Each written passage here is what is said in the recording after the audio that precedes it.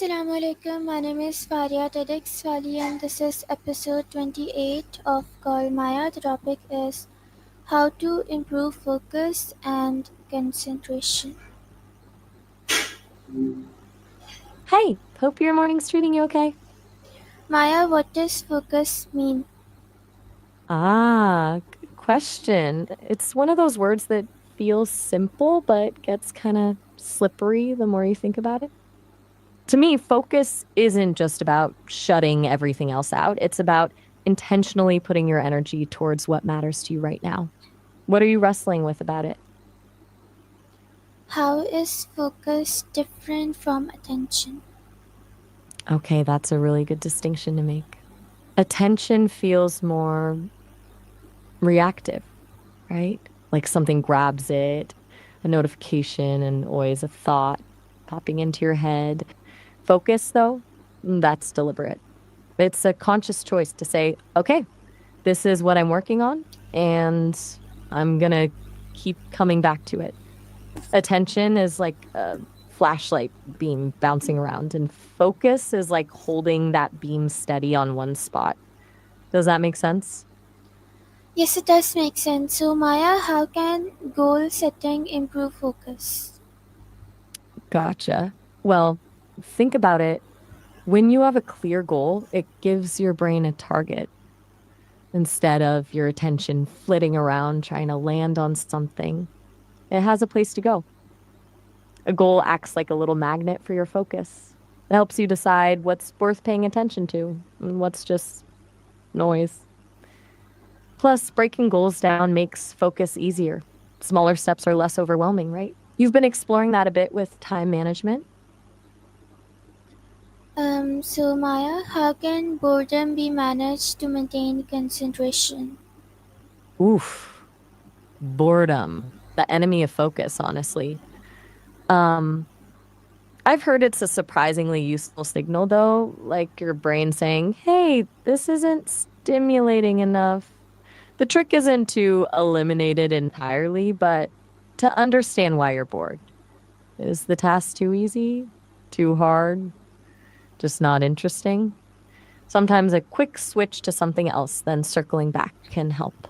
Other times you need to shake things up, add a little challenge, find a new angle. What usually happens for you when you start to feel bored while working on something? Hey, no worries if you're still thinking about that. Sometimes it takes a minute to check in with yourself. Just let me know when you're ready to chat more. No pressure at all. Maya, I have a question. How does prioritizing tasks help concentration? Okay. Prioritizing and concentration. You're asking how tackling things in order of importance impacts your ability to focus, right? Sorry, that threw me for a sec. Basically, prioritizing clears mental clutter. When you know what matters most, it's easier to say no to distractions and channel your energy where it'll have the biggest impact. It reduces that feeling of being pulled in a million directions. It's like if you had a bunch of fires to put out, you wouldn't run around randomly. You'd tackle the biggest, most dangerous one first. Does that resonate? Yes, it does. So, Maya, can visualization improve focus? Okay. You're tackling some big ideas today, Faria. And yeah, visualization totally can. I've heard it's a powerful tool. It's like mentally rehearsing.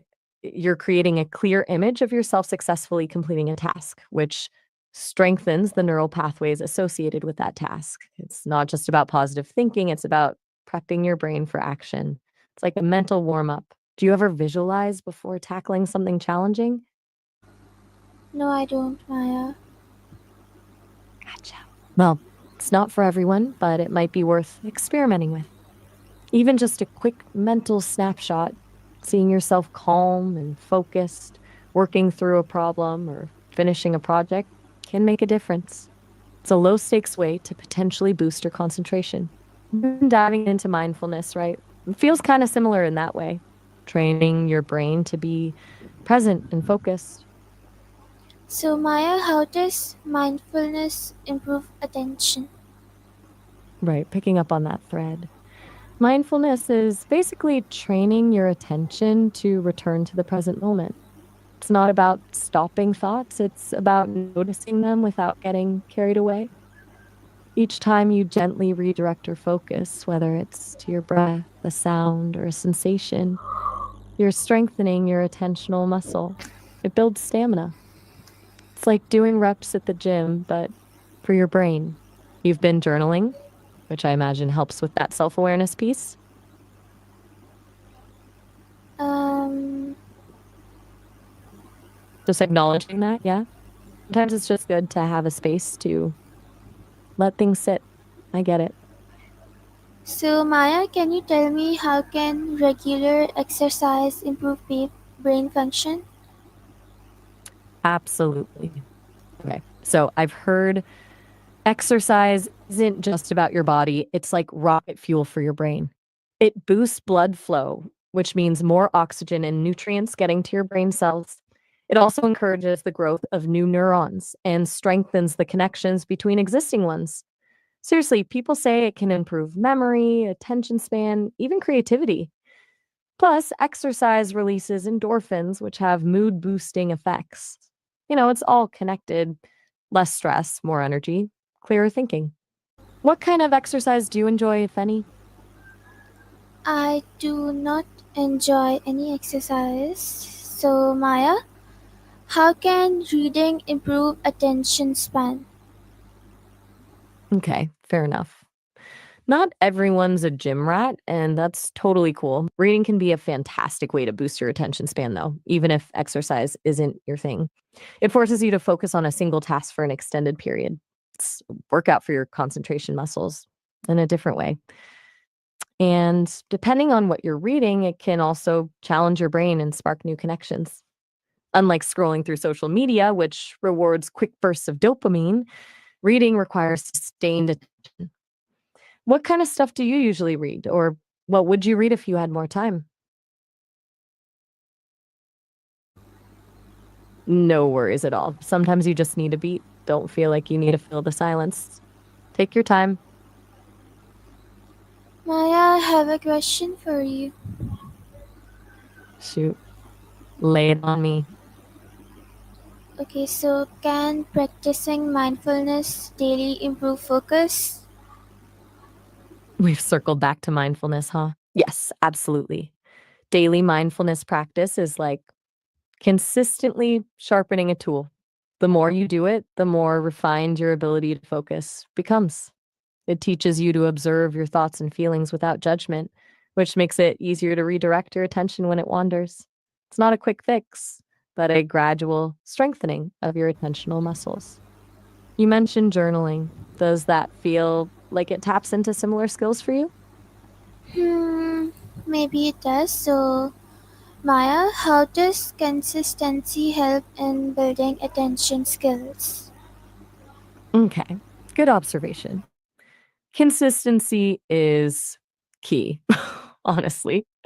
It's not about massive heroic efforts, it's about small regular practice. Like 5 minutes of mindfulness a day is more effective than 1 hour once a month.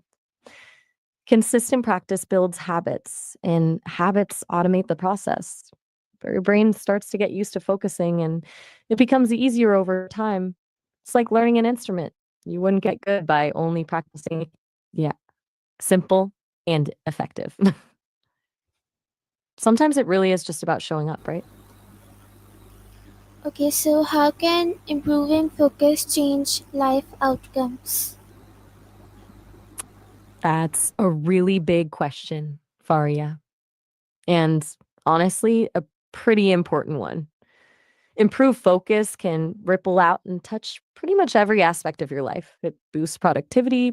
Obviously, you get more done in less time, but it also leads to better decision making, stronger relationships, increased creativity, and reduced stress. When you can truly focus, you're more present, more engaged, more capable. It allows you to actually enjoy the things you're doing instead of constantly feeling scattered and overwhelmed. Genuinely unlocks potential. You've been thinking a lot about networking and emotional intelligence. Focus plays a huge role in both of those, wouldn't you say? Um, I do agree with that. Glad so. So, Maya, thank you so much for today. That's it. Oh, all right. Well, I'm glad I could chat. Have a good one.